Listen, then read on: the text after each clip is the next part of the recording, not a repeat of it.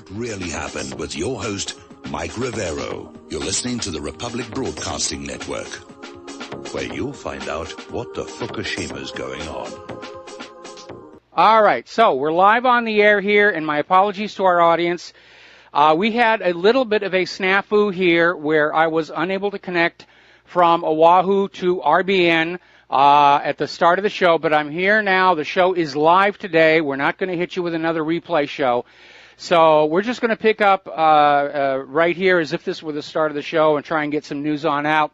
Dan is in our control room doing heroic service, getting us back connected and running on up. So be nice to him when you call on in. And again, it's October 18th, 2017, hump day, middle of the weekday. Let's just get into the news. There's a lot of stuff going on here. Something that we have been talking about here in the independent media for months now has finally broken through to the corporate media, at least some of them. Fox News ran with this story, and it has to do with that Uranium One deal and the huge amount of money that the Clinton Foundation got from the Russian players in this deal, which saw Russia acquire control of 20% of America's uranium ore. And when the story first broke, of course, everybody was saying, oh, it's ridiculous, it's nonsense, you know, we got to focus on Trump and Russia collusion and Hillary stuff. But the story now has legs because apparently it has come on out that the FBI had detected this corruption and bribery was going on even before the deal was finalized. And apparently they were put under pressure to keep it quiet. One of their confidential informants was literally threatened by the Obama White House to stay silent about it. And now, of course, it's exploding into a huge scandal. And unlike all these so-called scandals about Donald Trump, and by the way, they were out there again. Dianne Feinstein's out there still trying to sell, you know, Trump and Russia colluded to steal that election from Empress Hillary. This scandal has legs because there's tons and tons of documentation on it. We know the deal certainly happened. We know that the Russian money certainly went into the Clinton Foundation. The paper trail is very, very solid. And so basically federal agents used a confidential U.S. witness working inside the Russian nuclear industry to gather these financial records, make secret recordings, and intercept emails. Now, here's where it gets interesting. The FBI buried all of this information. They buried it. After all, it's an election year. Can't go up against the bosses, can we? And apparently, the Obama administration did next to nothing with the evidence the FBI gathered, and FBI officials from 2009 to 2015, including Robert Mueller, James Comey, Rod Rosenstein, and Andrew McCabe, were all involved. We'll be right back. Aloha, America. Welcome back to our show here, and trying to get things back on track here. Meanwhile, my printer is nagging me, you know, about ink cartridges, and I just replaced them all. Oh, man. Sometimes I feel like the technology is just ganging up on me. Late at night, all my electronic devices gather in a circle and say bad things about me. Anyway, getting on back to the real word here. So we're talking about how the Uranium One story is starting to break into the mainstream, or what we used to call the mainstream. Actually, we're the mainstream now. We had it first. But it's Fox News carried it. Sean Hannity did a big segment on it. And now, all of a sudden, it looks like there are going to be at least the pretext of an investigation. And the backlash may, in fact, take out some other high-profile individuals, including Robert Mueller, who was at the FBI when all of this evidence of bribery and corruption involving Russia was being suppressed. So we're seeing all these other stories coming on out, and it is heading into the corporate world where apparently FBI documents show the agency was investigating these Russian kickbacks of up to $145 million paid to the Clinton Foundation in a scheme to gain control over U.S. uranium reserves. And the Obama administration did next to nothing with the evidence, and FBI officials from 2009 through 2015, including Robert Mueller, James Comey, Rod Rosenstein, and Andrew McCabe, were all involved. And whatever jobs they have now, they need to be fired and investigated. Now, obviously, Hillary Clinton right now is not sleeping very well, and she's out there trying to distract everybody from this Uranium One scandal. It's now exploding. She's right in the middle of it. And so she's out there. Pay no attention to the radioactive Russians. It's over here. It's Trump. It's the evil. Trump is just like Harvey Weinstein. They're both perverts. You got to pay attention to that. You're all shocked about Harvey Weinstein. You should be shocked about Donald Trump. Well, we're not, because we went through that sexual assault rigmarole during the election and it didn't pan out.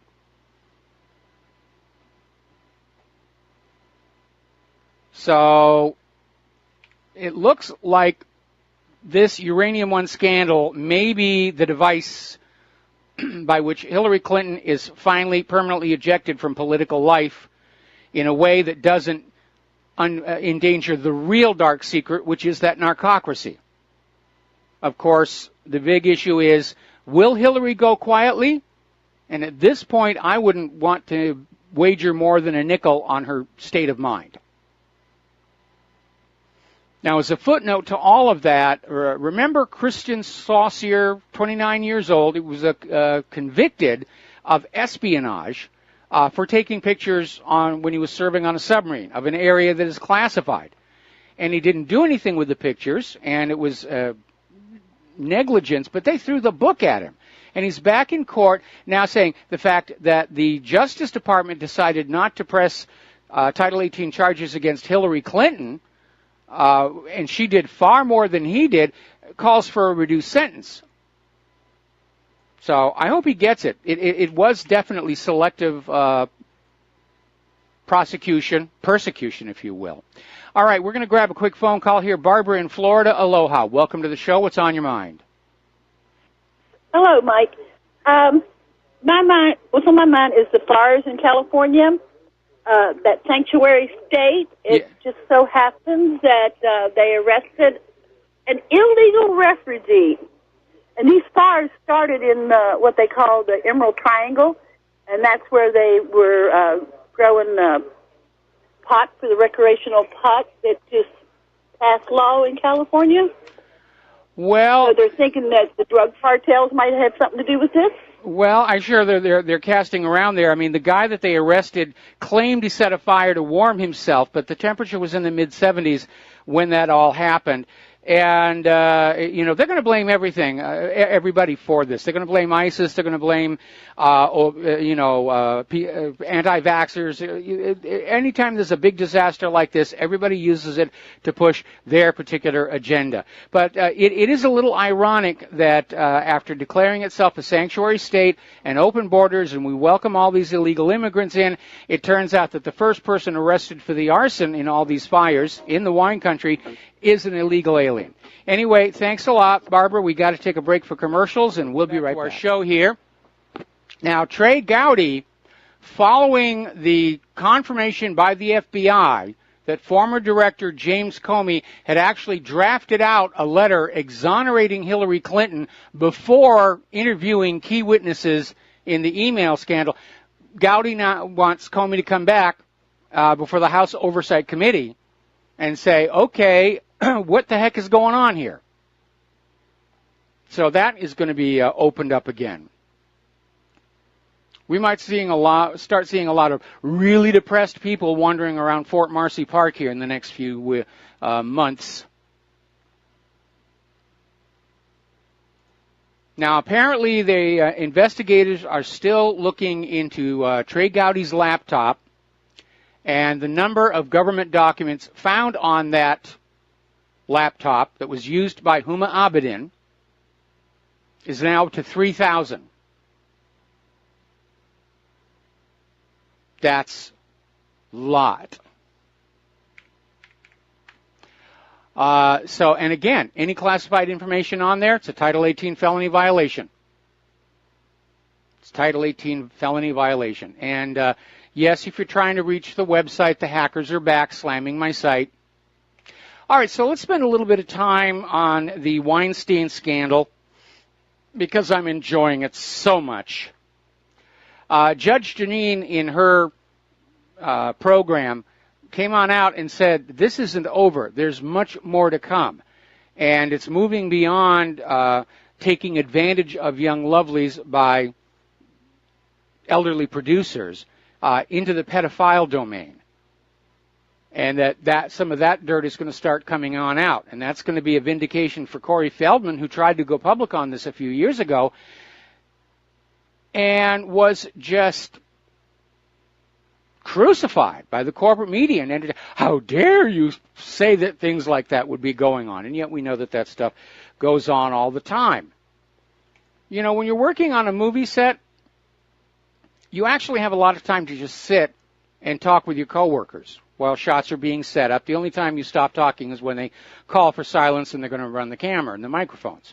The rest of the time, everybody's passing gossip. You know, where's the next possible job? Who's seeing who? Who's hot? Who's not? And that intelligence is an important aspect of moving your career forward. So in Hollywood, it's really hard to keep these things secret. And the attitude has always been, it stays in Hollywood, but it's going to be all over Hollywood. And that's why everybody knows what's going on. Now, apparently, do you remember the girl band, the Pussycat Dolls? And one of their singers, Kaya Jones, who quit after just 3 years with the group, was talking about how record executives were constantly assaulting her. And, of course, they were dressed very sexy and very young. And she's actually described the Pussycat Dolls as more of a prostitution ring than pop group, which has angered the current members of the group. And a little bit of vitriol going on over there. I'm sorry to be distracted, but there's a lot of things going on between finding out what's happened at RBN and taking care of my service and the rest. Now, Rob Schneider says he was sexually harassed by a director, that Weinstein's not the only one out there, and yes, there are a lot of gay producers and directors who will hit on the young available men. That's the other side of the coin. And Rob Schneider is saying, you know, Weinstein is no lone wolf, that it is an epidemic throughout the Hollywood industry. Above the lines get very, very aggressive sexually. And you have people like Gwyneth Paltrow, Angelina Jolie, Ashley Judd, McGowan, Weinstein. These are coming to a and had all these young ladies come on in and strip down and do a lineup for a casting session. And they get away with that stuff. All right, let's take a phone call. Peter in Los Angeles, aloha. Welcome to the show. What's on your mind? Hey, Mike, I saw on your website about, I don't know, a week ago or something, where Harvey Weinstein was discussing how he was an Israeli, and there was a little clip, he was an Israeli in his heart and mind. Yes. And he is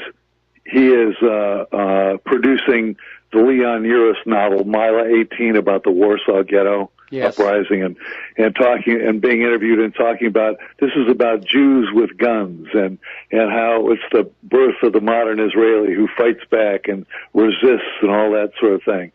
And then I saw another article also on your site about, and it was Harvey Weinstein talking about how he wanted to go to sexual addiction clinic in Arizona, and that he also was going to devote his full time to taking on the NRA and gun control. Well, Mike, you there? Yeah, I'm here. I know the phone line for some reason is cutting in and out, in line with the deteriorating infrastructure of the entire country. Interesting article on that same topic over at blacklistednews.com. The United States of Weinstein. Complicity, greed, and corruption is the status quo. And they're talking about how, as a major gatekeeper in Hollywood, Weinstein could make or break careers with absurd ease. Now, I'm kind of old-fashioned. I like the idea of a meritocracy, but it's clear the United States does not operate like that. It's the backroom deal. It's the favor. It's the looking the other way when crimes are committed, whether it's drug smuggling, sexual abuse of children, or rape of adults. That's how you move ahead in that level of society. Now, moving on to another development. As you know, we're coming up on what is supposed to be the release of the last remaining classified documents on the assassination of President John F. Kennedy. It was supposed to be later this month. The CIA has come on out urging President Trump to delay the release of these 3,000 never-before-seen documents, saying it's just going to get the conspiracy theory people just wound up again, and who needs to go through that? It was so long ago. Just keep them classified, and again, they're telegraphing that there's some stuff in there that may prove problematic to the official story. Now, after all this time, my assumption is they've already gone in there and sanitized the documents, but there's always the possibility they missed something, because the people they have sanitizing the documents, they're looking for certain specific items, but they don't have the overall plot or plan, and they can miss stuff. Now, turning to the war zones, apparently government forces cross the Euphrates and push on toward the Omar oil fields. That's the next point of conflict. Everybody wants to be in control of those oil fields and the money that they produce. Along the way, apparently 40 ISIS members were killed. 37 terrorists surrendered to the government forces on the final day of the operation. This thing really is about over. And it doesn't matter how the U.S. postures and changes the story and tries to proclaim victory over ISIS and Al-Qaeda. Those who know what's really going on are going to see it for what it is. It is a stunning military defeat for the United States. And it shows that America's military might is more bark than bite, that the U.S. is not, in fact, invincible in conventional warfare. But still the war wagon rolls on, and Pat Buchanan is now out there suggesting that war with Iran is now inevitable because of Trump's declaration that the Iran nuclear deal is not in the national interest. Which, by the way, Trump has never really clarified that. If the deal shuts down Iran's nuclear weapons program, I would say that's in the U.S. national interest. But what Trump is talking about is the interest isn't national, it's monetary. It's getting into Iran, it's capturing control of its oil resources so that they will be sold only for the dollars. It's basically forcing Iran to take on private central banking. Those are the real motives. They're not going to war with Iran for the benefit of the American people. And the American people have every right to keep their young ones at home and out of this war. Meanwhile, over in Yemen, an Apache attack helicopter has crashed or been shot down. The two-man crew were both killed. Or maybe it just broke in midair and fell out of the sky. We seem to be seeing a lot of that. Now, House Representative Ro Khanna is working on legislation to end the U.S. involvement in the Saudi war on Yemen, saying it is unconstitutional. And he is correct. It is. What he doesn't understand is it's been the U.S. war all along. Saudi Arabia is just the proxy, the mask. All right, we'll be back after these commercials. And aloha, America. Welcome back to our show here. And apparently over in Israel, there's a little bit of a dust-up happening. As you know, Germany was forced to provide 3 Dolphin-class submarines to Israel as war reparations. And then Israel went on to purchase some more of these. And lying at the heart of this deal is the allegation of bribery and corruption against Israeli Prime Minister Benjamin Netanyahu. But there is another worrying development that Israel has requested some very specific changes to the new submarines in terms of their hull design, making them longer, opening up a void in the middle, which is raising the possibility that Israel is developing their own submarine-launched ballistic missile. And again, Israel has never signed the Nuclear Non-Proliferation Treaty. Israel refuses IAEA investigations, and yet it's always at the forefront of pointing fingers at countries like Iran and North Korea and saying, they're the villains. Why don't you go deal with them? And don't forget, Israel got caught trying to sell a nuclear weapon to the former government of South Africa. That all came out when South Africa had their little changeover, and the new government came on in. They were going through the files, and they said, whoa, look at this. This is interesting, and blew the whistle on that. So over in Ukraine, it's looking more and more like the Ukrainian people are getting fed up with Poroshenko. In fact, Saakashvili led an anti-government rally in Kiev around the main parliament building, about 3,000 people, and they were chanting slogans against Poroshenko, called on him to resign in the face of the growing economic problems in Ukraine, because it has become very, very difficult for the people living there, because like any other country involved in war, they're on a wartime economy, and all the available money is spent on that war. So Poroshenko is now being blamed for the persistent poverty in Ukraine. So he may be dealing with a civil uprising of his own to deal with. Now, getting on over to North Korea, the U.S., South Korea are still having their naval exercises. So far, North Korea has not done anything. It's stayed quiet, no missile launches, no nuclear bombs.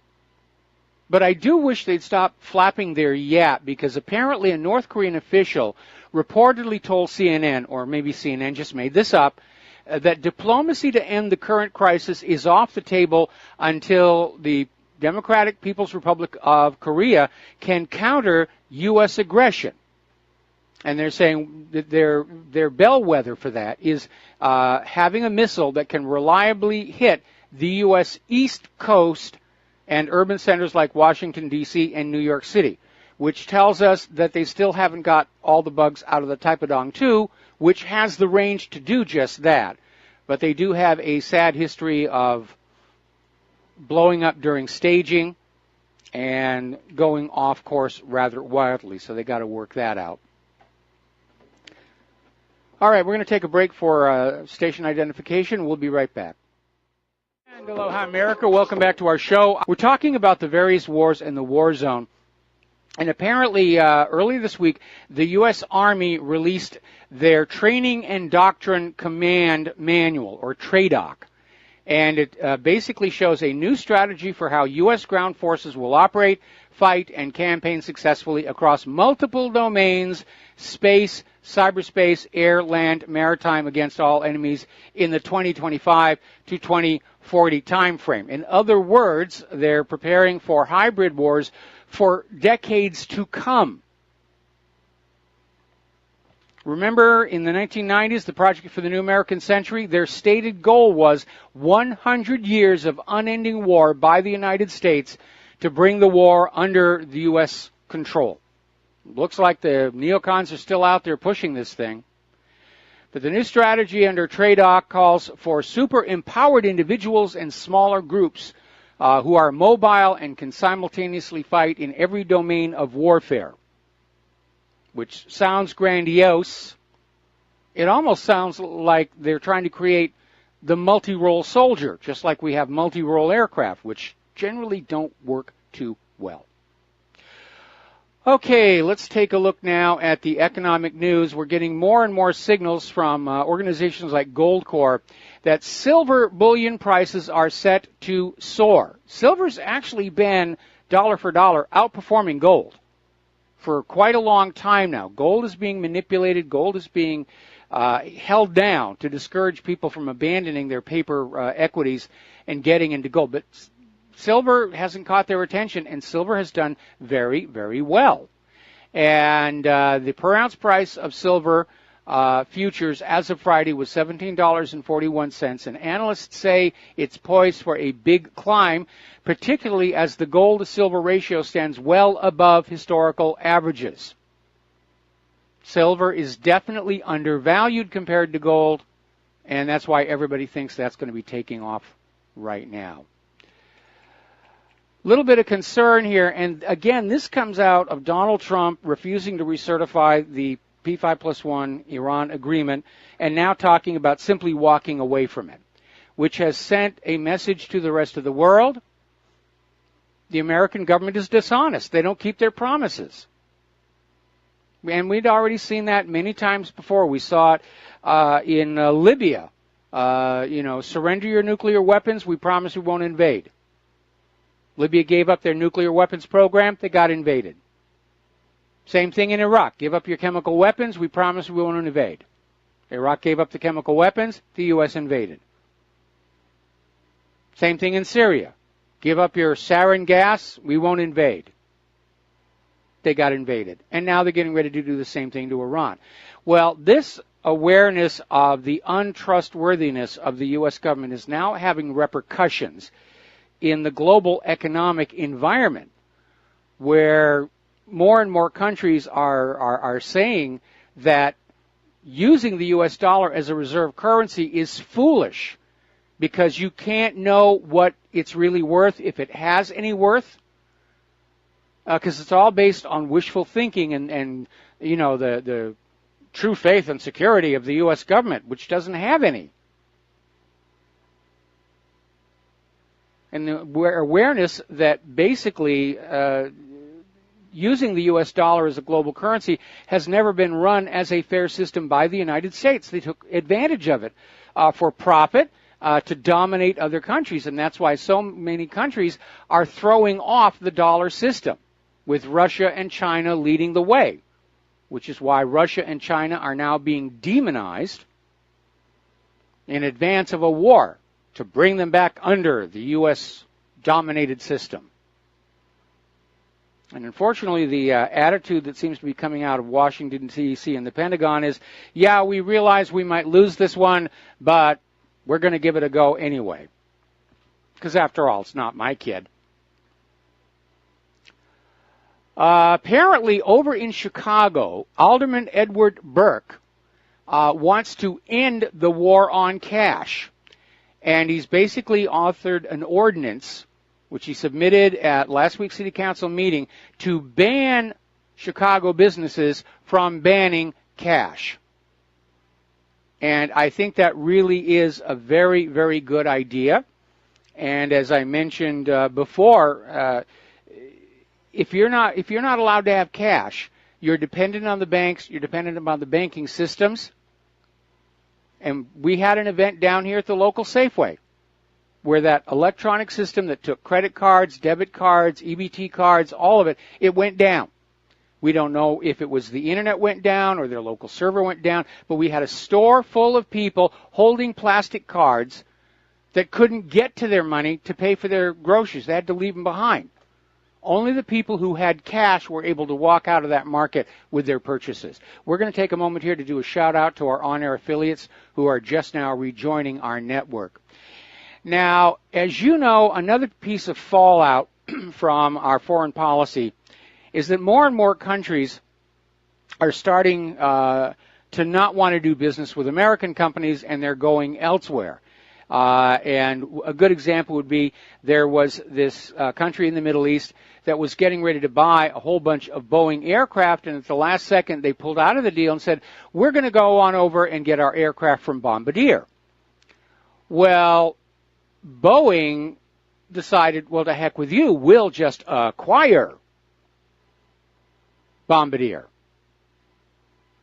And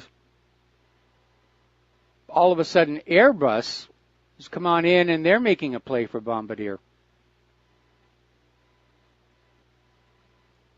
So Trump's foreign policy, or the neocon foreign policy, to be honest, it's harming us all. It's harming our businesses. They're literally sacrificing the entire country, all of its wealth and all of its people, for their dreams of glory. And again, if they're so anxious to have a war with Russia and China, I say we give them all parachutes, fly over Russia and China, and just kick them on out. Say, so long and have fun. You thought this was a good idea? Prove it to us.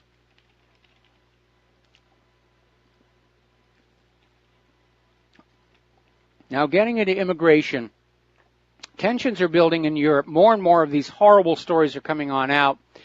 And according to this article in the Daily Mail, they have interviews with the wives of men who were jailed for raping vulnerable British girls.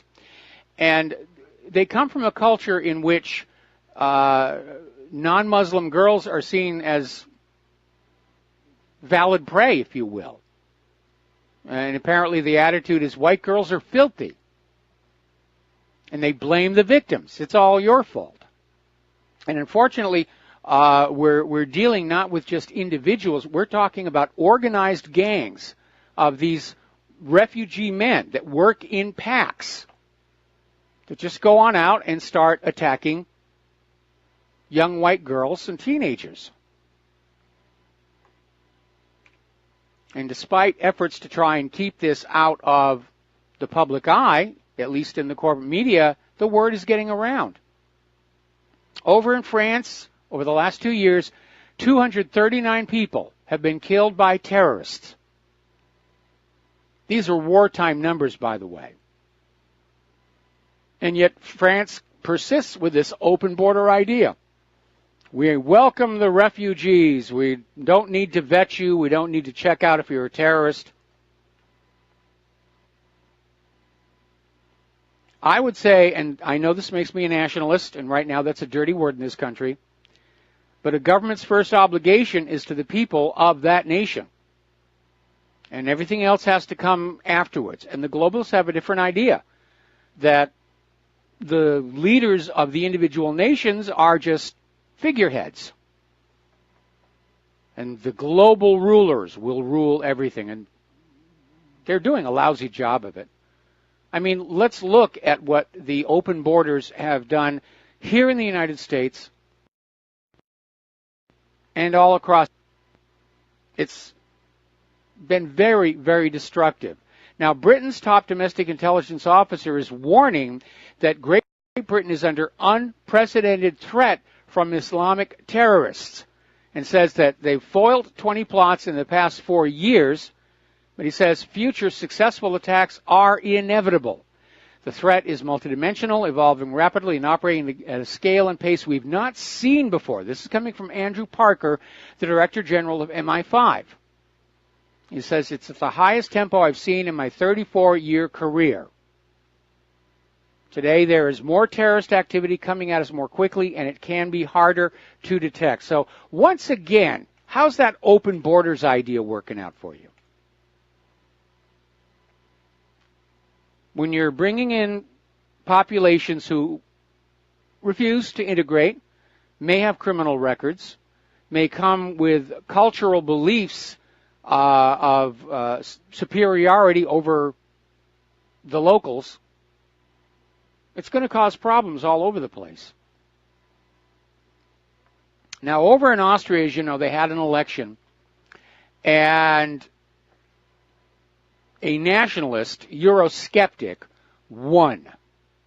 And so the EU is in a panic because Austria could join the anti-immigration Visegrad group in Brussels. And because there are more and more of these nations in Europe that are getting together and saying, this has to stop. This is just absolutely have to stop. Jean-Claude Juncker is so scared that he actually called up Austria's election winner, Sebastian Kurz, and ordered him to form a pro-European government. I'm sorry, Jean-Claude, that's really none of your business, and I don't think Austria is going to respond to this meddling in their internal affairs, because it is the EU's, Brussels, meddling in internal affairs that has led to this friction. Because all the European Union was supposed to be when it was created was a free trade, free travel zone. That was it. There wasn't supposed to be this huge bureaucracy in Brussels that were getting into the member nations and saying all cucumbers at the supermarket have to be this size and all ears of corns have to be this size. I mean, it is really ridiculous the extreme microscopic interference that's going on. And in turn, it's led to a huge amount of food waste, because food that does not match those EU standards just gets tossed. It's amazing. Now, Angela Merkel, following her trummeling at the election, she still held on to her job, but she's been weakened. And now she decided to go on out and say that they were going to add a Muslim public holiday to the list of official German holidays. That prompted a huge reaction. And already you're getting people in the streets saying she's got to step down. She has to step down. The German people are sick and tired of German leaders more concerned with the refugees than they are with the German people. Now, down in Israel, Russia Today's broadcasting provider in the West Bank, PAL Media, has been sealed off following raids by Israeli security forces on Palestinian outlets. And the raids led to the closure of some broadcasting stations suspected of inciting terrorism. They can't actually say that they were, but this is Israel basically trying to shut down any media that does not support the official story. And we're starting to see the beginnings of that. Some way to pin it, and that's intense, because as Uranium One story starts to gain traction in the corporate media, it's going to vindicate the independent media who had that story months ago. Now, getting into the world of politically correct, and I think this is a good illustration of how liberalism can really get things so wrong. Over in one of Britain's top schools, the headmaster, Adam Pettit, oversaw the conversion of toilets at Highgate School in North London over the summer holidays to basically gender-neutral toilets, saying it was going to help students who are gender fluid or don't wish to identify themselves with a gender. And he claimed at the time that young people were pleasing and accepting and sympathetic to this whole situation. However, apparently the reality all these weeks later has sunk on in. The students at the school and the parents are very upset. They're concerned about children who are going in and using a bathroom that was used by a member of the opposite gender. It makes them uncomfortable. And maybe it was kept the boys' room and had off to the side a gender-neutral room. But there's a lot of people who are very uncomfortable using the room that is they are born with blank mind, and that everything we think and feel emotionally comes from the environment, from the outside, and that if you could control the environment, that you could control what people are thinking and feeling. And the issue of Samoa was that Margaret Mead went down there and claimed to document a society in which young people transition from childhood through adolescence into adulthood without the normal emotional traumas that we all see around us. Aha, I found a society that doesn't have these emotional traumas, therefore it proves these traumas are created from the outside. And Margaret Mead in her book were lionized by the liberal establishment, and this theory that the mind is born blank and everything in it comes from the outside is the bedrock, the foundation of the liberal agenda and dogma, if you will. But it turns out it's a fraud. Margaret Mead made a lot of bad mistakes in that book. She writes about Samoa being a promiscuous society, because Hawaii at that time was. But each of these little islands out here, they're an isolated cosmos. They all develop individual civilizations. And the Samoans are rigidly monogamous. And as it turns out, Margaret Mead didn't really go on out and do a lot of research in Samoa. She made friends with 2 local girls, and she just talked to them. And she asked them leading questions, and to be polite, these young girls gave her the answers she obviously wanted to hear, not knowing that she was going to write a book out of it. And years later, the government of Samoa located these 2 friends and took depositions from them saying that, yeah, basically Meade came in with a pre-desired outcome and we just shrugged and talked story and went along with it. But if you really study her book, and there are many who have already come on out, it's a fake. And that means their idea, their article of faith that they can change what's in your head by changing the environment is not real. We are products of what we inherit from our ancestors, multiplied against our life experiences, each of which are unique. And this is why so many of these liberal experiments fail miserably, because they're all founded on that belief that if there's enough manipulation, if there's enough coercion, if there's enough paint on the wall, that the liberals can get you to think the way the liberals think you ought to think. And it never works out. And nobody has the courage to question that prime assumption behind the liberalist philosophy. We'll be right back after these few words. And aloha, America. Welcome back to our show. The phone lines are still open, 800-313-9443. Sam has now taken over in our control room for the remainder of the show. So, again, be very nice to him when you call on in because he's doing us a big favor. Getting on back to liberalism and the very bad mistakes it makes on this assumption that we are all born with totally empty minds and that everything we think, know, or feel comes in from the environment. And it's a bogus idea. It's a combination of both. Margaret Mead's book was an intellectual fraud. And that's why they keep coming up with these ridiculous liberal ideas that keep falling flat on their face. And the latest one has this idea of transgenderism, and how it's real and everybody is gender fluid and there's no such thing as men or women and blah, blah, blah, blah, blah, blah, blah. So there was this article over at The Blaze talking about a pediatrician who's come on out and said, you need to understand something. Okay, you're not helping these kids deal with issues of gender identity. You're confusing the heck out of them. You're basically sending a message that they're supposed to be confused about gender if they want the approval of mommy and whatever the other one is. But this pediatrician is out there saying what they're actually doing to the kids, they're treating puberty like a disease because they're injecting these kids, normal, biologically healthy kids, with these puberty blockers. They're arresting a normal process which is critical to normal development. This is very bad for kids. They're turning them into monsters to line up with their liberal ideology. And they're doing it to kids who are really too young to understand what's going on.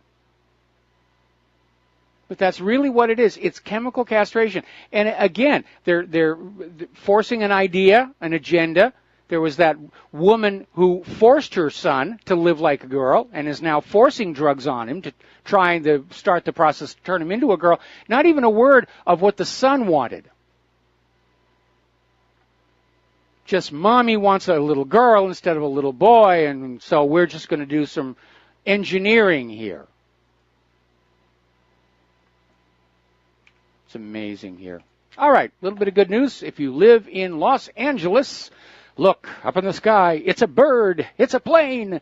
It's a drone. Apparently, the Los Angeles Police Department has sought and received approval for a drone pilot program. They've been talking about this for several months. The Board of Police Commissioners approved it. These drones will not be armed. They are purely for surveillance, at least for now. So they'll be up there. And speaking of drones, what happens there. Now, drones are a lot of fun, and some of the ones they use for news coverage, they're expensive, but they're very, very good. But sooner or later, one of them is going to fall onto that crowd. And I wonder what's going to happen at that point. Let's talk about Las Vegas very quickly here. There was this young lady. We reported on it last week. Kimberly Sushomel. And she had been out there publicly saying that she was convinced there were multiple shooters, that the official story was completely bogus. And then all of a sudden, a few days later, she dies in her sleep. She's 28 years old, no known health problems. Everybody says, what the heck is going on? As it turned out, she had been talking about forming a group of survivors and witnesses to go public, saying the official story was false. We'll be right back. Hello, America. Welcome back to our show here.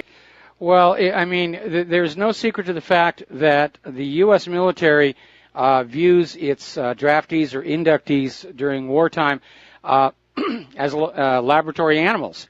And many of the vaccines that our soldiers are given, that you were given, are experimental and not even available to the civilians. It's thought that the 1918 Spanish flu outbreak, which actually erupted out of Camp Funston in the U.S., was triggered by a bad experimental vaccine. But the government's doing experiments on us, on our military all the time under the fog of war, and some of these chemicals do have serious side effects. It's thought that the Gulf War syndrome from Iraq was a reaction to an adjuvant called squalene. So, they're just out there playing with these chemicals and using people as guinea pigs, and I'm sorry that you suffered what you did. Certainly the Guillain-Barré... No, Mike, they're not making mistakes. They're doing exactly what they plan to do. No mistakes. No experiments. Well, okay. I tend to view the military as I tend to view the military as capable of incredible stupidity from time to time. But anyway, thank you for your service to our country, and I'm sorry that you had to go through all of this. We're going to let you go and get back to doing the news. So thank you, Richard, and thank you for the phone call. We're going to let you go. Now, getting on back to Las Vegas, there's been a big hue and cry about this Mandalay Bay security guard, Jesus Campos, who first alerted police to the Vegas gunman, and then they said the killer shot at him through the door of his hotel suite. The Australian staying next door said no, he was actually shot by accident by the police. He was lined up for all these interviews, and all of a sudden he canceled. There were rumors of a gag order, and he just simply disappeared, and everybody said, where'd he go, where'd he go? Well, he finally surfaced again as a guest on the Ellen DeGeneres show, which is probably airing right about now. And in the clip, Campos describes the moment Stephen Paddock started shooting at him and basically reiterated the official story. But the way he disappeared and the way he came back, it looks very suspicious. There are allegations that in addition to not being registered with the state of Nevada as a security guard, that Jesus Campos is actually an illegal immigrant. And maybe the authorities got to him and said, we'll make you a deal. Go on one talk show, tell our story the way we want it told, get you a green card. Now, another story that came on out from IntelliHub is saying that Jesus Campos may not even be his real name. So this story just gets murkier and murkier and murkier. Now, down in Puerto Rico, a very disgusting video has surfaced. And as you know, there's been a lot of talk about politics and corruption, weaponized all of it by that shows Puerto Rico's Secretary of State showing boxes and boxes of food, water, and supplies being discarded by Puerto Rican officials in dumpsters, obviously not reaching the intended recipients. So what is going on down there? Well, part of what's going on down there is they don't want boxes of food and medicine. They want cash, because that they can dip into.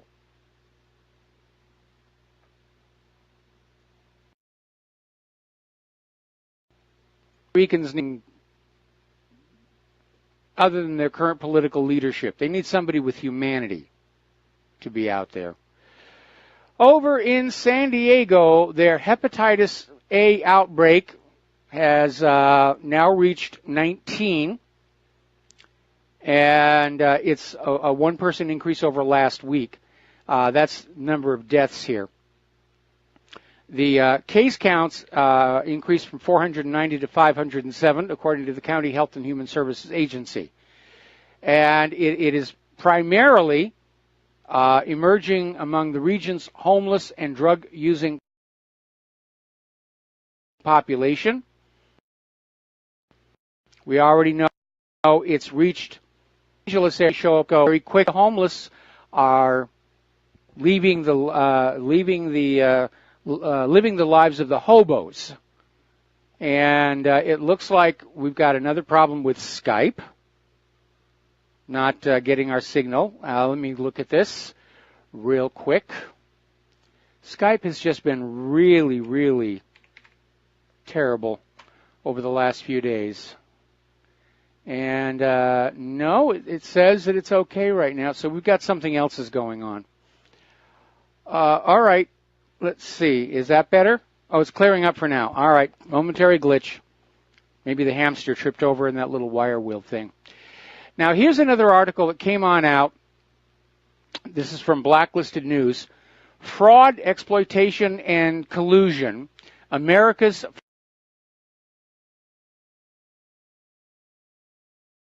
pharmaceutical.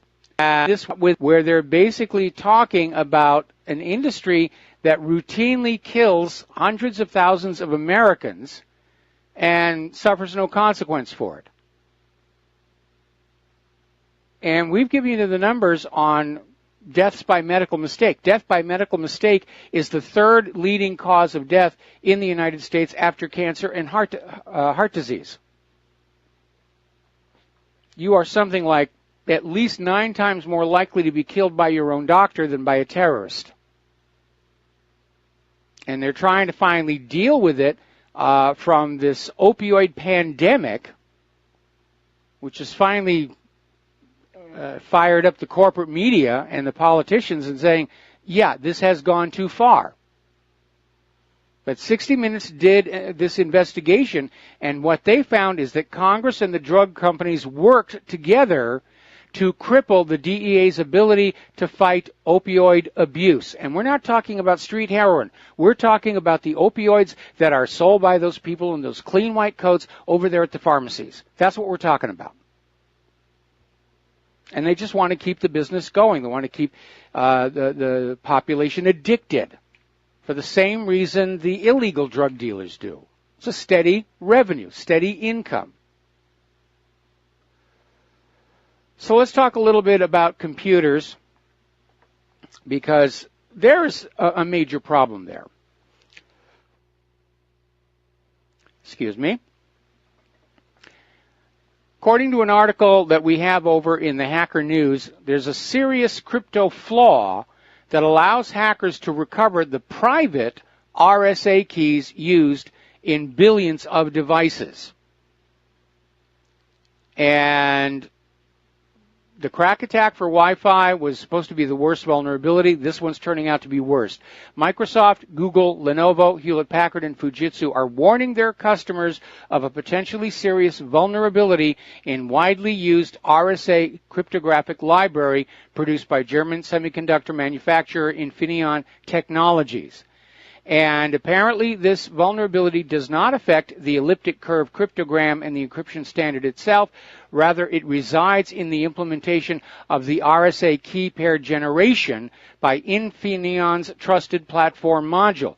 Well, I'm not sure that this is a bug or a flaw. It sounds suspiciously like the early DES, which turned out to have your password encrypted into it. Or the Clipper chip, which had the so-called law enforcement access field, which had the encryption key on that message. You didn't even need to go to the two escrow agencies for the pair of keys. It was right there in the message. This sounds like another NSA backdoor that's been discovered by the cyber criminals.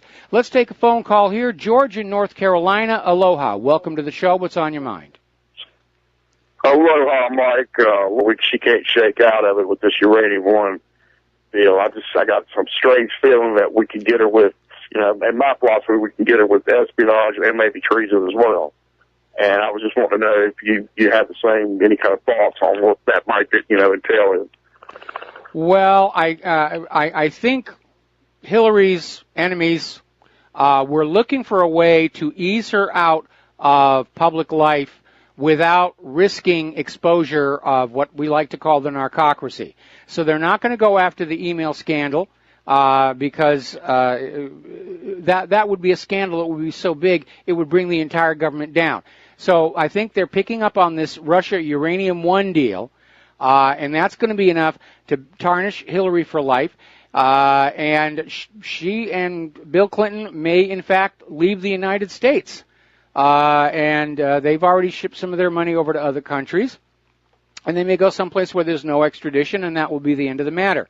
But as long as she's out. But again, the real danger, the real risk is she may decide to just blow the whistle on all of it.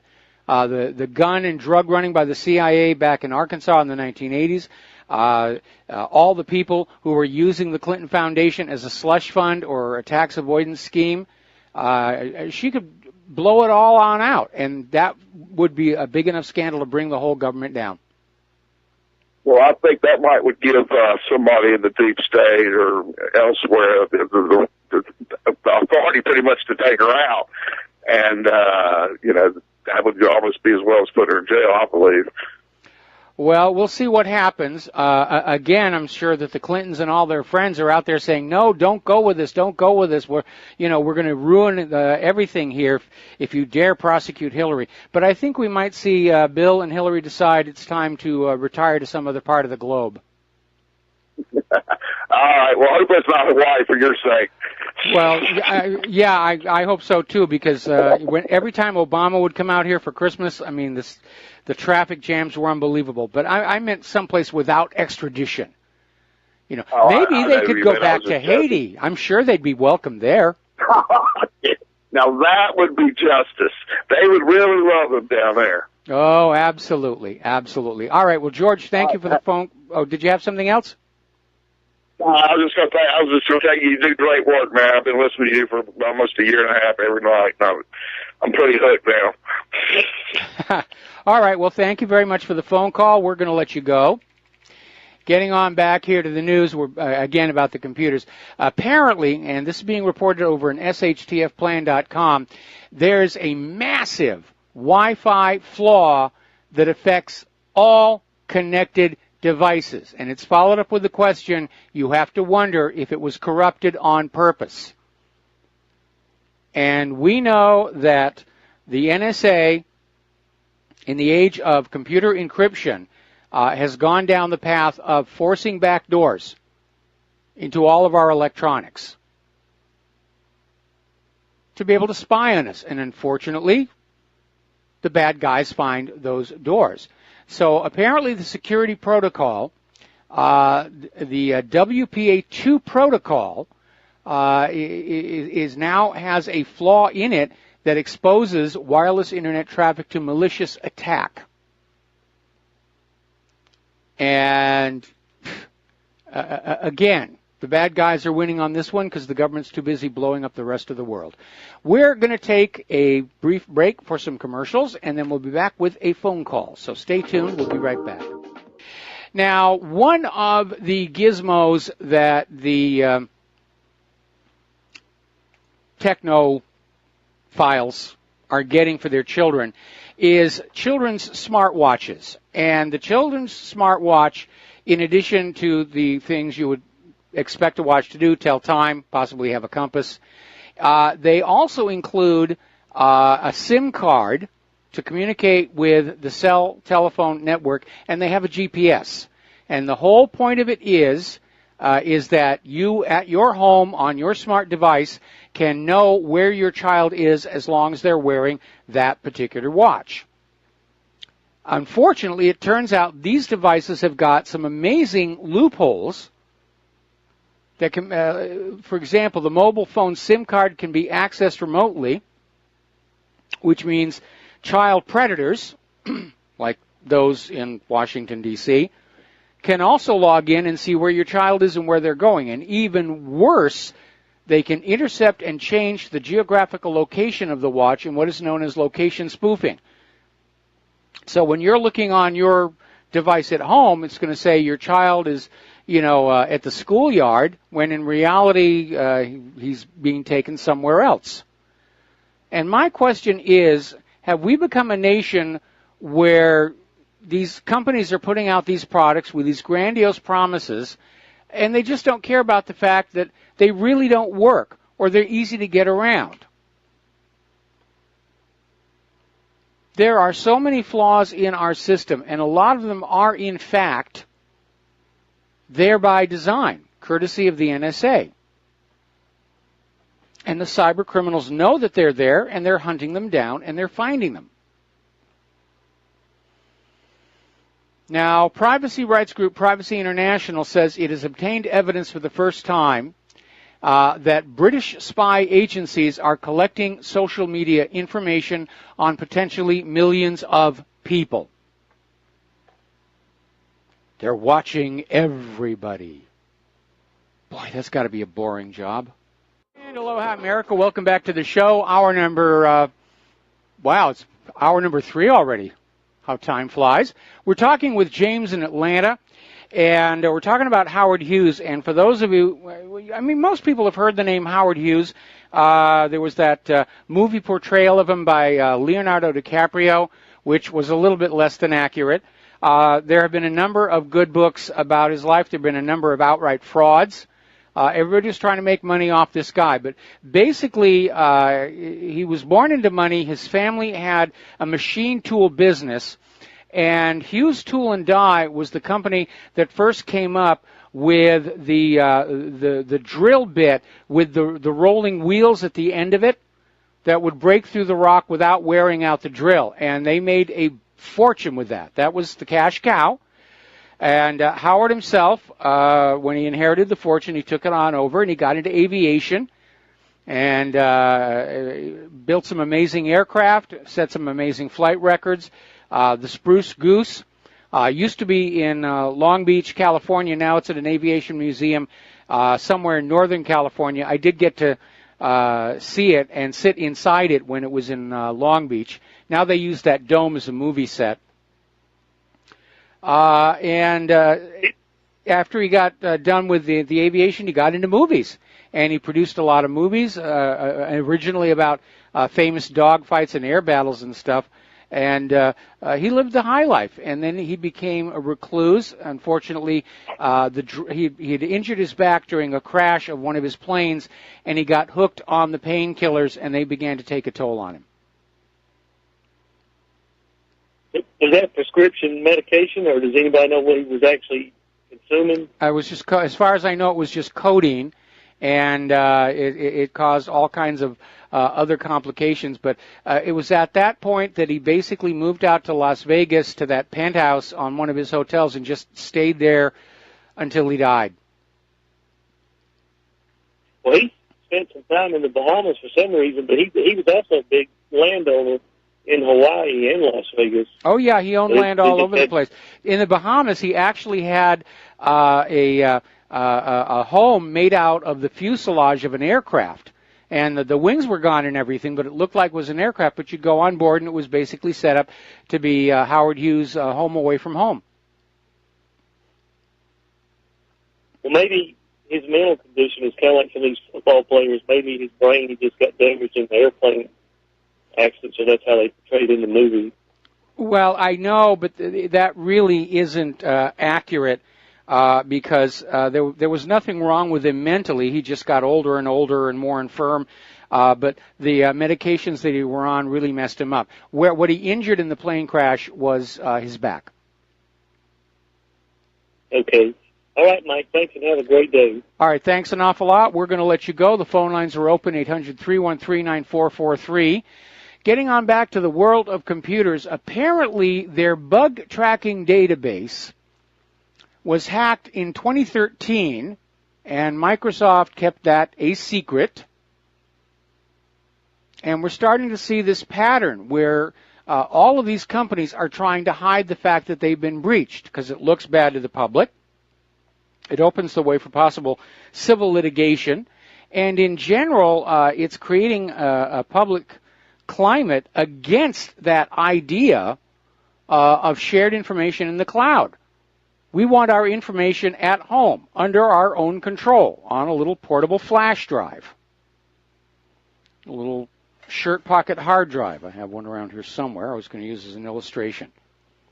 We want our data under our control because of all these breaches.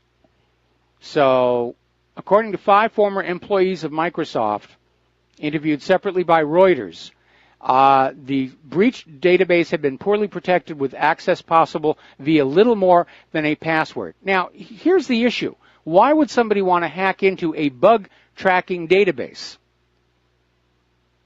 Doesn't really sound like it's all that profitable thing to do. My guess is going to be that hackers wanted to read the bug reports to look for possible deficiencies and weaknesses they could exploit.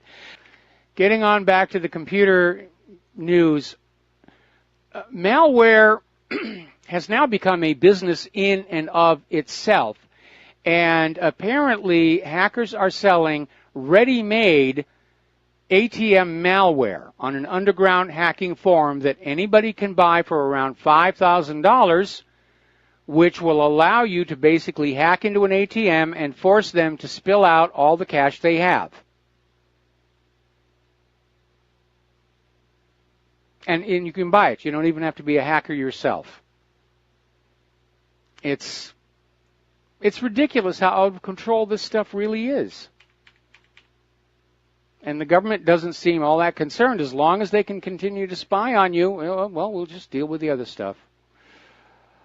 Okay, now then. Microsoft is facing criticism from yet another European nation for how much data Microsoft is extracting on computers running Windows 10. This time it's privacy authorities in the Netherlands who are calling out Redmond for its hog-wild harvesting of data from machines that run Windows 10 Home and Pro.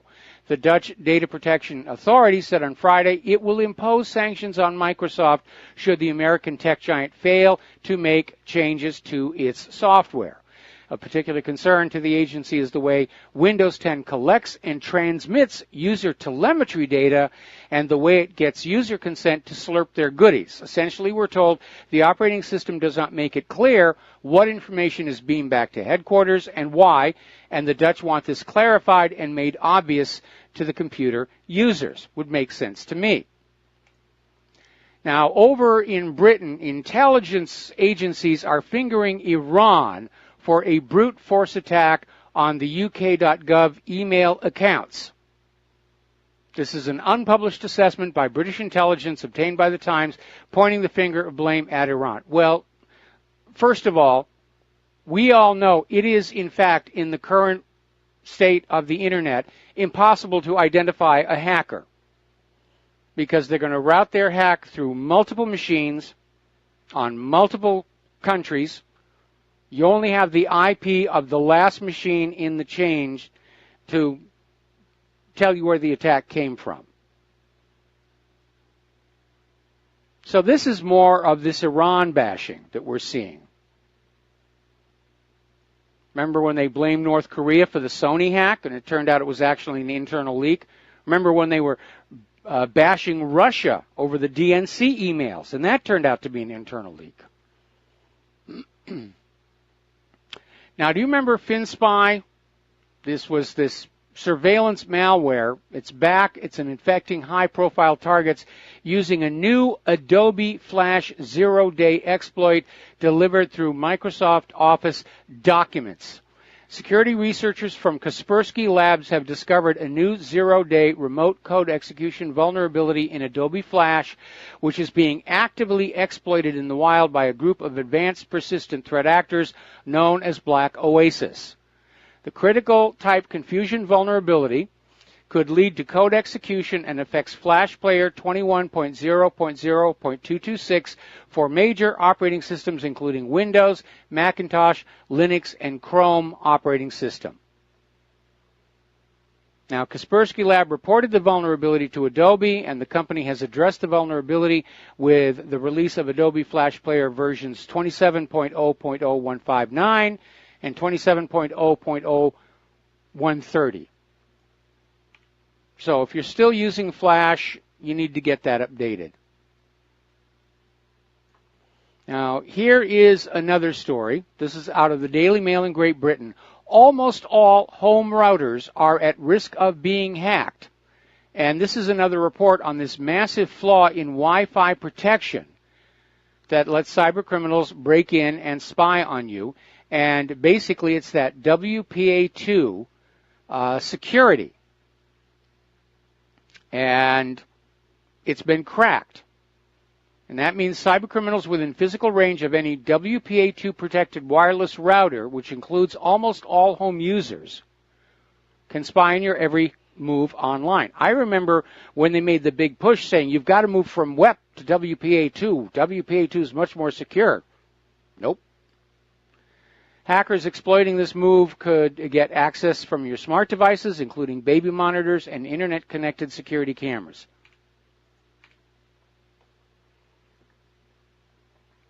So it's just wild out there. And we've seen these suspicious people walking back and forth in front of our home. We don't recognize them. They always have a backpack. And there's always a record left in our security system. They're trying to break in. Good luck on that one. Now, apparently, getting on back to this idea that you can now buy this malware on the dark web that will allow you to empty ATMs at will. There's another one where apparently there's this technology from the dark web that allows thieves to make off with a 50,000-pound BMW. And apparently it's a way of spoofing the electronic keying system. I think we need to go back to those good old-fashioned pin tumbler keys. The fancier and fancier they make these electronic locks, the easier they are to break them. All you need is a device that can hear the key fob and play back that same series of sounds on that same frequency. So you're just waiting there. Somebody comes up in a nice car, and they get on out of the car. They hit the little button to lock the car. You've got everything that you need to get back in. Here's an interesting story. This is out of Zero Hedge. Apparently, over in China, they have made so many advances in robotics, they now have literally robot lawyers. Now, these robot lawyers are there for advice and direction. They're not in the courtrooms themselves, but they're outside where people are preparing their cases.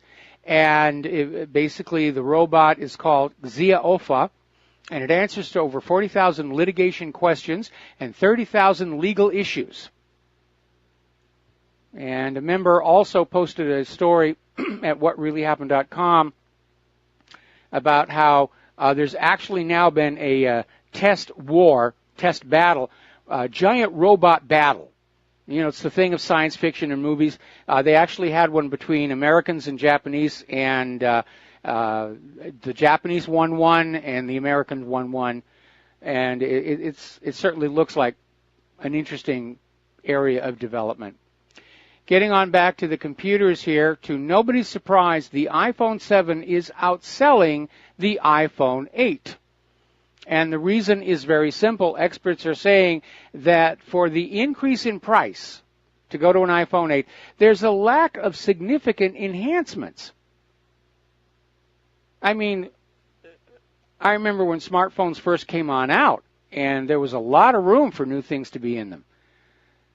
They've thought of everything. They've thought of all the apps. So the big push for the iPhone X is the facial scanning, which broke down on its first live demo.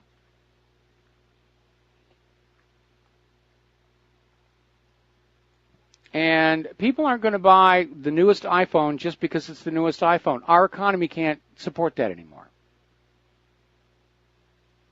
Those good old days are gone. They're not coming back anytime soon. We'll be right back after these words from our sponsors.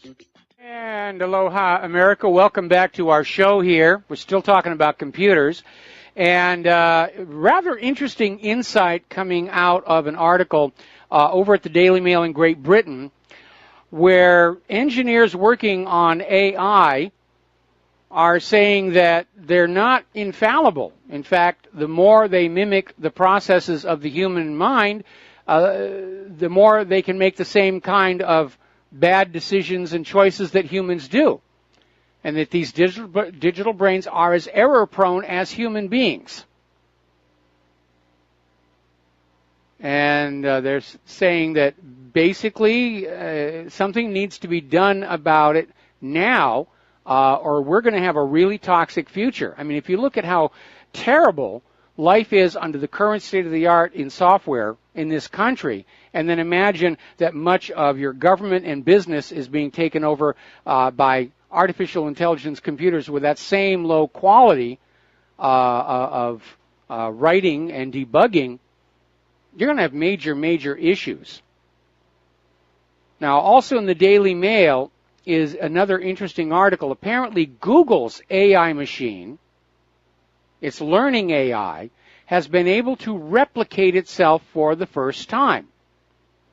And that is a major step where an AI system which has learned is able to create a copy of itself with the acquired knowledge on a whole new hardware platform. And basically it's called AutoML. It's been running since May. And it's an AI designed to help the firm create other AIs. And so now they literally have them evolving, self-learning, and breeding. And these machines can learn without human input. And when you couple that with the previous story about digital brains being just as error-prone as human minds, you could see where there is some possibility some things could get a little bit wacky and out of control here. All right, getting on in here to the news. As you know, there's a big stink going on right now over Donald Trump, who apparently he was riding in a car with the widow of Army Sergeant La David T., who was killed in the line of duty in Niger, in fact, and supposedly Trump made an insensitive comment saying, I guess I knew what he signed up for, but I guess it still hurts. Interestingly enough, though, she says she didn't hear the entire conversation. And this was seized on by Democrats in Congress to once again attack Donald Trump. And apparently Donald Trump does have a copy of what the conversation was from his end, and it supports his version of the story, saying that this Democrat congresswoman just fabricated this claim to go to the media. Oh, Donald Trump, bad Donald Trump. Pay no attention to Hillary and the Uranium One deal. I mean, that's such old news. I mean, anybody who's even looking at that, you must be working for the Russians. Actually, somebody has already noticed, Fox News is going on with the story. Sean Hannity covered it. We're covering it. Here in the independent media, we've been covering it for months. But apparently, there's nothing about this Uranium One corruption investigation on BBC, NBC, ABC, CBS, Reuters, or CNN. The corporate media has gone into full Orwell 1984, and that's why they're losing their audience. And they should. So we are coming back up to another commercial. And apparently they're still trying to find out, is the Department of Justice really investigating that $145 million Russian payment to Hillary Clinton? Sessions won't confirm it, wouldn't confirm it in his testimony today, but it may be happening. We need to scream for it to happen. We'll be right back. And aloha, America. Welcome back to the show here. And before we go to the phone lines here, a very alarming development. Iran's military chief has warned Israel against violating Syrian airspace in the wake of this week's attack by Israel's Air Force on an anti-aircraft battery in Syria. And, of course, this also links back to this still unconfirmed rumor that the Syrians actually shot down an Israeli F-35 using a Soviet-era S-200 anti-aircraft missile, which is a huge embarrassment for Israel and for the makers of the F-35, or as I like to call it, the Fireball F-35. And Robert, thank you very much for the phone call. We're going to switch over to Bob in Michigan. Aloha, Bob. Welcome to the show. What's on your mind? Good afternoon, Michael. It occurs to me that I think there was 3 white males that were killed also at the same time as what's blowing up in the media. I'm sorry, which event are we talking about? The Trump phone call. Oh, you're talking about the soldiers, yes. Yeah, well, you know, this may be, it's going to sound white and racist, but if they're going to blow up every time, there's somebody that's not white and not male, well, why even have them in the military? The white males have been in the military and done it for 2 centuries. Well, I'm sorry, but that's... It's all, it's all driven by politics, and it doesn't have to make sense, and very often it really doesn't make sense. Because the people who come up with these ideas about, we're going to have girls in the Boy Scouts and the rest of it, they're thinking only in terms of their ideology and their agenda, and they don't really think things all the way through to what happens on the other end when the inevitable problems begin. So, again, this was just politics, and right now you have to figure the Democrats are desperate to find absolutely any way that they can throw the focus back onto Donald Trump. Because this thing with the Uranium One deal, this is very real. And all of us need to take these articles about the Uranium One deal and post them everywhere, email them to all your friends and family, and say, this is the real scandal. This is the real Russian collusion. And with the exception of Fox News, all the corporate media are dedicated to hiding it and trying to put the focus back on Donald Trump for his Russian collusion, which, again, there's no evidence. But in the Uranium One deal, there's plenty of evidence. There's all the paper trail. There's the uranium deal itself. There's the paperwork for the Clinton Foundation acknowledging the deposition of the depositing of the Russian money. So it is very real, and it should be investigated. And I know that Hillary and her people are going to fight that. They're going to threaten to bring down the entire government by revealing the narcocracy.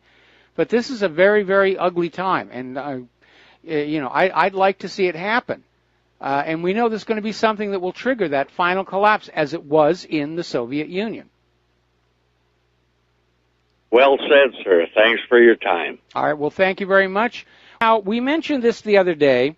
I'd had a friend who was in Las Vegas on the day of the shooting, was there for the Consumer Electronics Show, and he mentioned this was being shown about there's a new revelation, a revolution in lithium batteries. And one of the Japanese companies is out there with one, and apparently researchers at Rice University in Houston, Texas, are looking at replacing lithium-ion batteries with lithium air and lithium metal batteries coupled with an unlikely ingredient, asphalt, that will make the batteries charge faster and are less likely to short circuit. And in this case, they're talking about batteries that charge 20 times faster than before. And that is a major, major milestone on the way to making electric cars practical. I remember when the original Top Gear crew were poking fun at electric cars because you could only go so far and then you'd have to plug it into a power outlet for overnight. And yeah, it is an issue. Now, here in Hawaii, we do have parking spaces for electric cars with the little charging unit. You don't even have to pay for it right now. It's trying to build up the technology. But if you can get the batteries to charge that much faster, that's going to make electric cars practical. I would certainly consider getting one. All righty, now then, let's take a phone call. Francis in North Carolina, aloha, welcome to the show. What's on your mind? Hello, aloha to you both. Aloha. Hey, quick question for you. There was some comment about girls and Boy Scouts and whatever have you. Although I missed the general line or gist of that scenario, whatever happened to the Girl Scouts? Oh, they're still out there, but the politically correct people are saying that the girls should be allowed into the Boy Scouts, and the Boy Scouts have actually agreed.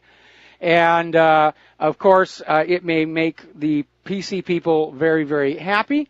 But we all know what's going to happen. I mean, I'm sure by now they've come out with a condom wrapper that says, "Be prepared," the motto of the Boy Scouts. Because we all know what's going to happen somewhere down the road. Well, I'll tell you something. I hate to say this, but I think that people are doing this politically correct crap, or whatever you want to call it, need to take it and shove it. I would agree with you on that. And if you want to make the Girl Scouts more like the Boy Scouts, I have no problem with that. I mean, as it is, the Boy Scouts are not what they were back when I was in the Scouts myself. Back then, a Scout knife was an 8-inch sheath knife, okay, and that little toy knife with all the little tools on it, that was something that you had because you were going to be prepared. But that wasn't the Scout knife. A real Scout knife was an 8-inch hunting buck knife, and it had right on the blade, Boy Scouts of America. And, and we went out and we hiked and we hunted and we fished and we fed ourselves off the land, and that's what Boy Scouting was back when I was in it. So, anyway. Well, the thing for the Girl Scouts, I mean, the aspect of saying that they can crisscross back and forth, excuse me, but there's a reason why they have the Girl Scouts and the Boy Scouts in their own, I guess, I'm not going to say rank, but their own categorization, if you want to call it that, because there's various skills that both sexes learn amongst themselves. Yes. And so, in order to decide, so they're complaining about transgenderism and whatnot, and who knows what, or blurring the gender lines. Excuse me, but you're just propagating a problem that you're complaining about. So, who's kidding who? Well, like I said, we all know what's going to happen when they start having the girls in the Boy Scouts. Sooner or later, some 9 months after a camping trip, there's going to be a new little tiny scout, and everybody's going to be pointing fingers over who's to blame for this, and you're going to see the feminists saying, "See, it proves white males can't be controlled." It takes two to tango, and at that age, hardly anybody is able to be controlled, despite what Margaret Mead said about Samoa. Well, as far as Margaret Mead is concerned, that's a whole other ball of wax. And who knows how much they got paid to spout whatever they had to spew to start with. So I really can't talk about that individual in that person's entirety. But if people start using their common sense about this mess, if a child is going to end up getting pregnant, there's the question about who the dad is, as in who's your daddy, to the point of whether or not how the parents are going to handle that scenario if they find out their child is pregnant, or their son's going to be a new daddy and mess up their whole scenario as far as their life goes, whether or not they go to college or not, whether they actually have to go into the workforce early or not before they ever graduate from high school. There's a whole domino effect of the whole mess. So, well, you know what the PCers are going to say is send the girl on over to Planned Parenthood and just, chop it up and sell it out the back door. Anyway, Francis, I need to let you go here. We're running out of time. We've got more callers to get to. Chris in Florida. Aloha, Chris. Welcome to the show. What's on your mind? Aloha. To answer the caller two calls ago about vaccines being causing autism, I have so much information, a little bit. I have a bunch of points here, but I want to make sure I'm clear. Was he asking about a celebrity who was making that statement? I think you mentioned something, not necessarily about a celebrity like a movie star, but an organization or an entity where you would say, we have to take this seriously, like the AMA or the Lancet or something like that. Well, let's see. Well, I'll email you, or unless there's a better place, maybe Facebook. A bunch of National Institute of Health studies, published studies, indicating that autism is caused by thimerosal, which is the mercury compound that in vaccines. So there is the National Institutes of Health. I have about 15 or so studies there. Then there's Paul Offit, who, if you know who he was, according to his own website, quote, has been a member of the Centers for Disease Control and Prevention Advisory Committee on Immunization Practices. Mm-hmm. There's a video of him actually admitting that vaccines cause autism, but you can't say that in a debate. He says he urges it be kept quiet. And I'll send you that link as well. Okay. There are 83 cases as of 2011. If you look up this title of this article, it's 83 cases of autism associated with childhood vaccine. Chris, Chris, sorry to cut on in, but we're coming up with a commercial break. I prefer that you email them to me using the address at the whatreallyhappened.com website. These days, I hardly ever go into Facebook anymore, so it would be much easier to the address at the website. Okay. And aloha, America. Welcome back to our show. Last segment of the program today, and before I go back to the phones, I've got this one other story I want to get on out you. We have talked before about the La Palma volcano, especially the Cumbre Vieja over there in the eastern Atlantic, and how that whole western side of the Cumbre Vieja is showing signs of slippage. Excuse me just a minute. Problem with having a mustache is you're constantly shedding into your own mouth. Anyway, talking about Cumbre Vieja, that whole western flank shows signs of slipping. There's huge cracks all over the top, and you can clearly see how the entire block of ground has slid down in some places 5 feet. And it's very worrying. Well, apparently experts are now saying that the magma is now moving underneath that volcano. They have the Volcanological Institute of the Canary Islands. They were responding to 2 separate seismic swarms in the area surrounding Cumbre Vieja. And they're saying that basically the area surrounding the local hotel, Taniqua Princess Hotel, has risen by about 1 centimeter to the south and 3.5 centimeters upward over the last year. This is basically they're using seismographs and tilt meters and GPS tracking. They're using the military-grade GPS tracking so they can see if the mountain is swelling, and now it is. And we need to be very, very concerned because on one hand, a new eruption could just weld that cone back together and all would be well. Or it could blow out the side the way Mount St. Helens did, send that massive rocks into the ocean, and that would be a mega tsunami heading for the U.S. East Coast. And considering how punished it seems the United States has been of late, I'd be very worried. Apparently over in Great Britain, local councils have been accused of social cleansing by buying one-way tickets for homeless people to get them to leave town. Well, that happens here. In fact, there was a big stink some years ago when it came on out that small towns on the mainland who had only a few homeless people, they'd buy them one-way tickets to send them here to Hawaii, which is a liberal state.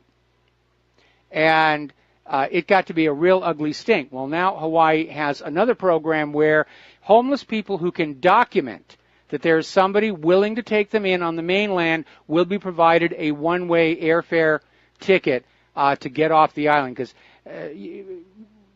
being out in the middle of the Pacific, it's not like the homeless can really go anywhere else. Somebody just posted a video where Barbara Walters accused Corey Feldman of damaging the entire Hollywood industry with his allegations about pedophilia. All right, there's the music. Time for me to get on out of here and get something useful done with the rest of the day. I got to...